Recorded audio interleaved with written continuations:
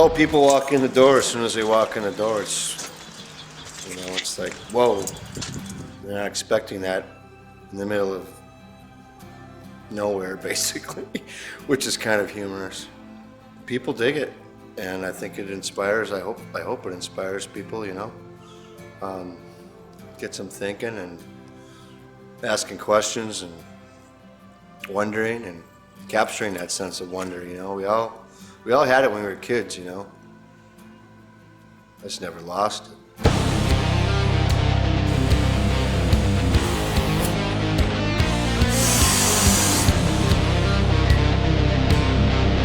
I remember even as a kid, playing with icicles, busting them off, looking at them, and just really digging those forms. So in my head, I was trying to figure out a way if we could turn those into metal. And I threw that at my professor, and he just said, no, you can't do that. And maybe he believed that, maybe not. Maybe he said it just to keep me going. But I knew in my head that I knew somehow there was a way to do this. I wasn't sure how yet.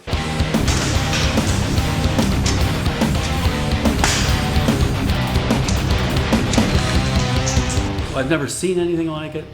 Nobody's ever heard of an artist that does the process, because nobody knows of anybody else that's doing it besides Dave. Even the guys at the foundries, these guys in Minneapolis, they've been in the business 50 years, and they just looked at me and they're like, I don't know how this is working. This shouldn't work. Dave's art seems like it's really simple, but it's some of the more challenging objects that we've cast into bronze. I guess I was really blown away by bronze the first time I saw the foundry's door open in college. And I just remember those doors opening and looking at the whole process, and then we did our first pour, and after that I was just completely hooked, and I knew that I wanted to do that for the rest of my life. So it's a very appealing kind of media. It's very dangerous, it's very elegant and exciting. It'll last, as long as the planet's still going, it'll be here.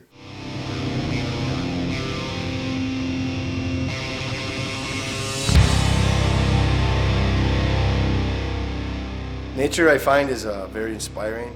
The forms out in nature are, they're just made from a higher power somewhere, whatever you want to call it. And they're here as gifts for us to learn from and study from and acknowledge and give thanks and hopefully on a good day echo. If I can make something that echoes something that's that pure already, that makes a guy feel pretty good. And I think it's part of my job to recognize that and give it back to people, that don't have time to look, or, I just get inspiration from a lot of little things that to me aren't little because they're close to perfection already.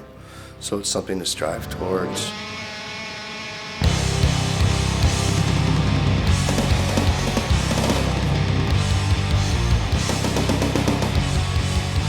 I see it in the ice right away, for sure.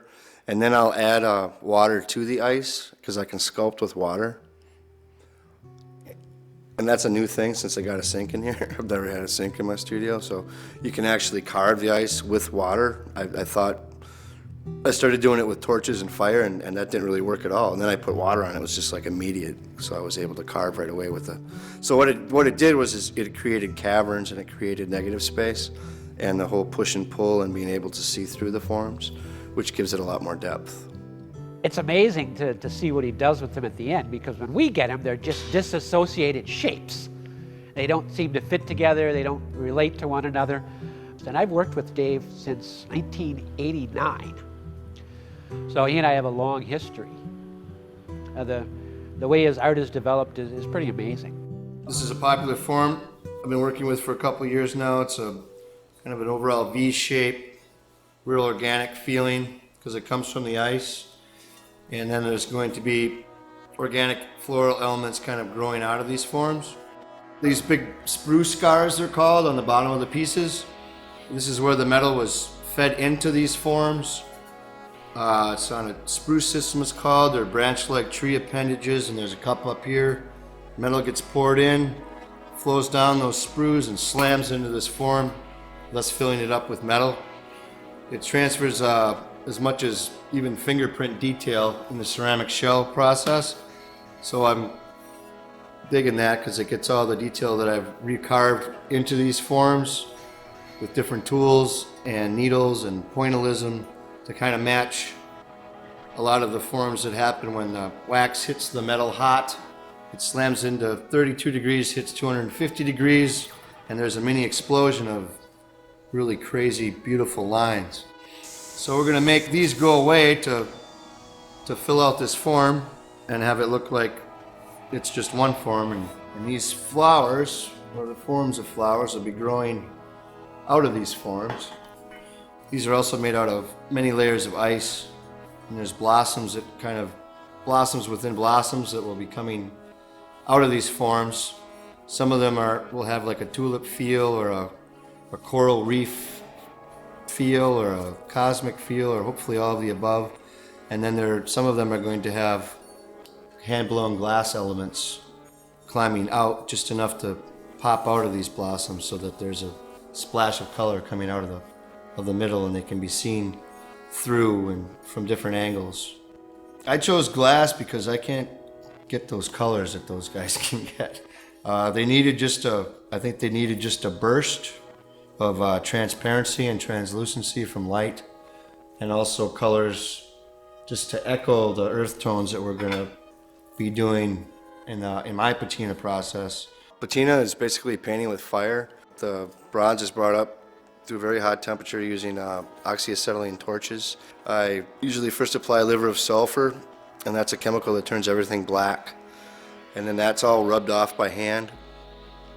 And then it's reheated again, and ferric nitrate is added, and that brings out the gold tones and the warm reds and golds. And after that, I usually switch to cupric nitrate, which makes the greens.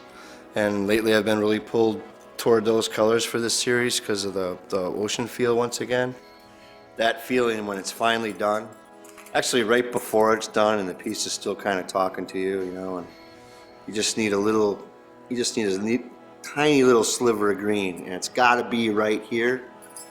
I love how that feels. That's an amazing feeling of accomplishment when you've got that many hours in and that much time, and to watch this piece just kind of evolve into its being where it's finally almost done, And knowing that when I put that wax on there to see all them colors up, that's it, that you did the best you could do, and that's all you can do, and then do another one.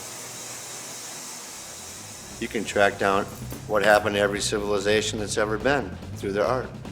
I definitely love being part of that team and that idea. I want that to continue.